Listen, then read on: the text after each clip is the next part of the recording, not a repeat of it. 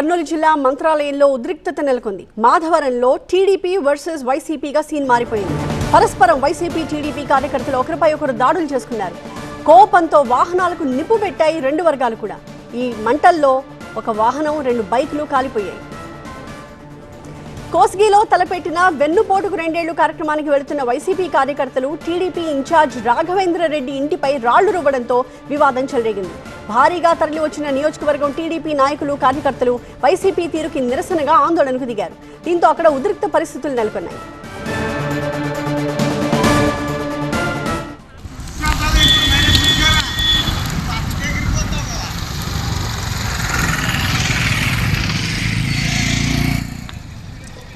మరింత సమాచారాన్ని మా సీనియర్ కరెస్పాండెంట్ నాగిరెడ్డితో మాట్లాడి తెలుసుకుందాం. నాగిరెడ్డి, ప్రస్తుతం అక్కడ జిల్లాలో సిచ్యువేషన్ ఏంటి?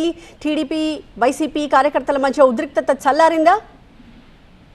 లేదు, ఇంకా ఉద్రిక్త పరిస్థితులే నెలకొన్నాయి. మంత్రాలయం మండలం మాధవరం గ్రామంలో ఈ పరిస్థితి నెలకొంది. చంద్రబాబు వెన్నుపోటుకు 2 ఏళ్లు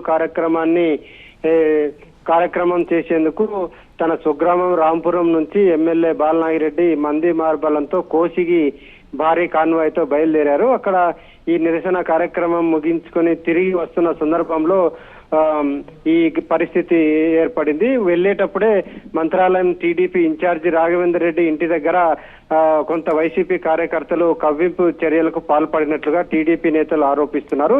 అయితే అప్పుడు కాముగా ఉన్న టీడీపీ నేతలు తిరిగి వెనక్కి వచ్చేటప్పుడు కోసిగిలో కార్యక్రమం ముగించుకొని తిరిగి వైసీపీ కార్యకర్తలు వచ్చేటప్పుడు టీడీపీ కార్యకర్తలు అడ్డుకున్నారు. అక్కడ రాఘవేందర్ రెడ్డి ఇంటి దగ్గరే ఒక్కసారిగా దాడులకు తెగబడడంతో ఒక కారు, 2 బైకులకు నిప్పు పెట్టారు. ఇవి కూడా కొంచెం ఉద్రిక్త పరిస్థితి ఏర్పడింది. ఇంటిపై కూడా రాళ్లు రువ్వడంతో పూర్తి ఉద్రిక్త పరిస్థితులు ఏర్పడిన పరిస్థితి ఉంది. ఎమ్మెల్యే బాలనాగిరెడ్డి రాఘవేందర్ రెడ్డి ఇంటి సైడ్ రాకుండా అతను వేరే రూట్లో వెళ్ళిపోవడంతో ఇంకా కొంత ఉద్రిక్తత తగ్గిందని చెప్పవచ్చు అక్కడ. Thank you Nagireddy.